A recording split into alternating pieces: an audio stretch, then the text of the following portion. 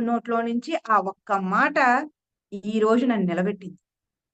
అయోమయంలో ఉండి, డోలాయమానంలో ఉండి, మానేద్దామా? ఇన్ని అవమానాలు నాకు అవసరమా? అనుకున్న సమయంలో సార్ అన్న మాట ఒకే ఒక్క మాట. మీరు చేస్తున్న ర్యాలీల వల్ల నా దారి సుగమం అవుతుంది అని. అంతే. ఇంక ఎవరు ఏమనుకుంటే నాకేంటి? నేను నమ్మిన నా గురువు ఒక మాట అన్నాడు. చాలు.